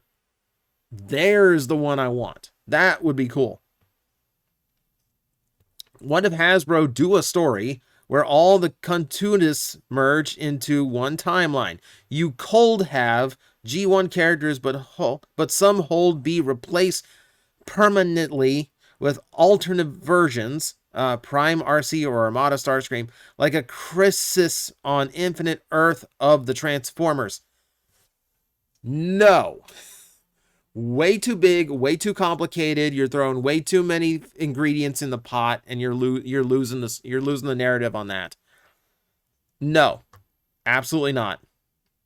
Little bits here and there, but not everything in the same melting pot. Let's see. What are the odds that we may see that Battle Bus Transformer get released as a Transformers collaborative figure? Honestly, I'd say that's pretty high. Like if Transformers is going to give to Fortnite, I feel like Fortnite needs to get back to Transformers. I was going to say the trick to that is I don't think Hasbro has the rights to the Fortnite toy line anymore, but at the same time, you actually you've had like Jurassic Park toys and like, you know, things that are absolutely owned by other companies, like toy license wise, that have appeared in collaborative. So yeah, that's absolutely possible. That's absolutely possible. Honestly, I think the odds are pretty high. Pretty high. Do you think we'll ever get a larger Megatron / Commander class? Well, we have a leak that says we're getting a 86 liter Megatron, so I suppose we will. I think Voyager's the right scale for Optimus and Megatron. If you're going to bump them up to Commander, then make sure there's enough extra stuff in there that I actually want that makes them good. I don't want them to be big just for the sake of being big, you know? That's pointless. You know, I'd rather them look like they're the right size to be in with the rest of my collection. And Voyager, where they're taller than, you know, all the deluxes, who are usually more minor characters, but they're still shorter than, you know, combiners, giants like Jetfire, even like larger scale characters. That makes sense to me. That, like, I think that's like the perfect working size for those characters. Let's see. Comments. Please mark your comments. Here's the build team. Now someone asking about the build team. We mentioned it before. I think the build team, design-wise, is kind of sloppy. I think you'd really have to redo some of that from the ground up in order to make it really workable and make it interesting. But that is one where I think, like, yeah, HasLab would be appropriate for that. because I can't see it working well at retails as like for individual toys, because Grimlock would be a really messy figure. Wedge would again be way too small. And then the engineering might hurt all of them in that sense. I don't know. Like, I don't know. Like, I'm just not a big fan of the build. I'm not a big fan of the build team. Like, just design-wise, I'm not really on board with them. What are your thoughts on the 2002 Masters of the Universe series? It's definitely underrated, but at the same time, I don't really feel like it did enough to be something new. It just kind of felt like we're running very similar stories to the original He-Man. We just have a modern aesthetic and like flashier fight scenes. It's also kind of hampered by the fact that it was originally designed to be a reboot, like a continuation of the original cartoon, and then they went, no, keep a lot of these like weird design elements you came up with, but make it a completely new series. I think they could have done a lot more. I think they could have done a lot more. Like once they started getting into like ongoing stories later in, then you start getting something a little bit more interesting, but ultimately I just think they didn't do enough different. I felt like I'm just watching like an HD remaster of the original cartoon. How would you feel about a Forever Red inspired Beast Wars event where all the Maximal leaders had to team up? We almost had that. We almost had, like, there's the Beast Wars second movie where like normal Optimus Prime meets Lio Convoy and they team up on an enemy. And then you're just missing Big Convoy. See, that's the thing. Like, you couldn't Forever Red that Beast Wars because there's only 3. There's only 3 leaders. Yeah, like that one wouldn't go over well. That's not as epic. It's not as epic as 10 Optimus Prime standing side by side.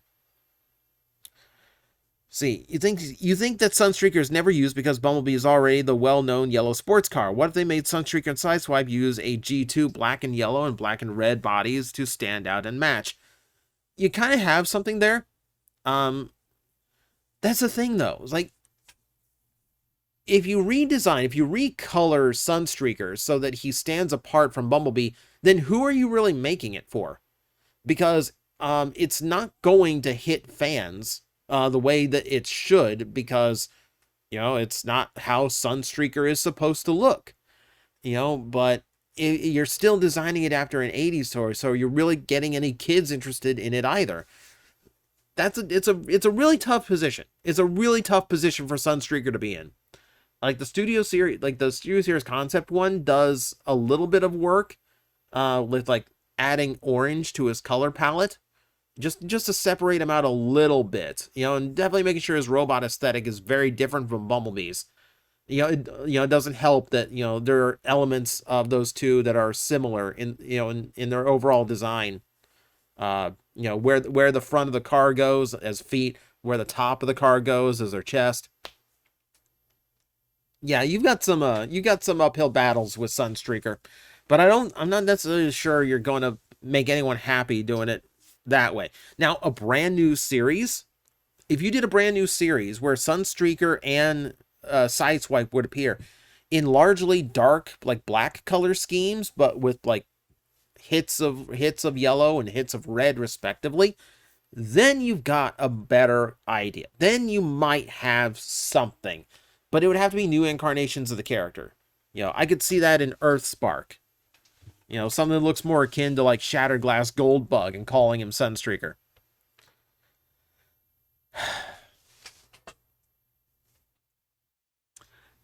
You don't even need to read them at this point. Did you get together and plan this?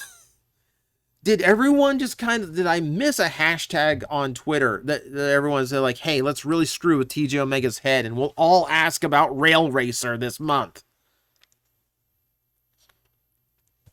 I've said all I can say. Like, at this point, I just feel like I need to do an entire video that is nothing but how to do a modern rail racer.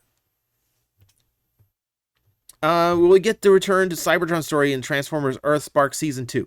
I don't think you're going to get that because, one, it's a lot of animation to create a whole new setting. But also, there's a lot more interesting story to tell on Earth because you have this wave You have this wave from the Ember Stone that went all over the planet and potentially reactivated dormant Transformers or created brand new Terrans, and that is a realm to explore. You have, what do you do with Decepticons now that there's nowhere to lock them up, and that they're actually kind of responsible for saving the Earth. You know, they've actually like done a good guy thing. You know, and you've got loose ends, you know, like you've got Starscream and his trauma with Megatron that you have to address. You have Tarantulas, who was missing from the final fight. There's way too many stories you can still tell on Earth. I don't think Season 2 is the appropriate time to go back to Cybertron. Yeah, you still got a way more story. You got way more to do. If the backlash hadn't happened when Optimus and the other characters were killed to make room for the new toy line, do you think we'd have eventually done the kind of team wipe again with another new group, or stick to Rodimus Plus? I think if there was no backlash over the death of Optimus Prime, you wouldn't see Optimus Prime nearly as much anymore. Like, he'd still be like the most prominent, but I don't think Beast Wars stars a character named Optimus if everyone is okay with the character dying, if there's no like outrage over his death originally. I think they would see it as, oh, it's the right decision to refresh the leader all the time. So you probably wouldn't see a Megatron either. You would probably see a brand new character that was in the same spot as Megatron. You know, you'd see that constant refresh of the franchise, akin to what, you know, Power Rangers does. You know, I don't think the franchise lasts as long if you do that, because it is those legacy characters that kind of move the franchise now, but it would have been very different.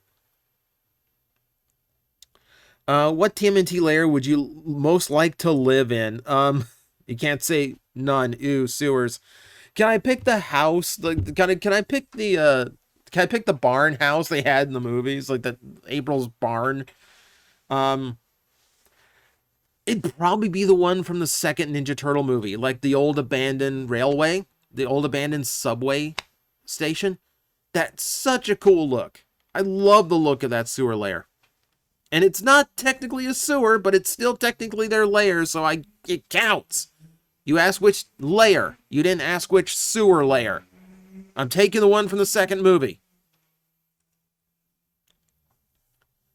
Would you like a bowl of cereal, but with the milk put in first? Who hurt you? Who hurt you? I'm sorry. I'm truly sorry. What characters make good retools / repaints for Jazz? It's kind of hard. Ricochet and Sepper, yeah, that's obvious. I don't think Knockout was the right choice. We mentioned him before. Rapido would actually make a pretty good retool for him. The thing is with like the chest, like the front end vehicle chest, that's such a common element in Transformer design. You could really attach that to just about anybody. If I wanted that to be like Rescue Bot's Quick Shadow, I could do that, and I think that would work. So it's an easy one to do. It's an easy one to do. You see how many times they reuse the Datsun mold. You know, that's a thing. That, like, we could absolutely reuse Jazz. There's plenty of options.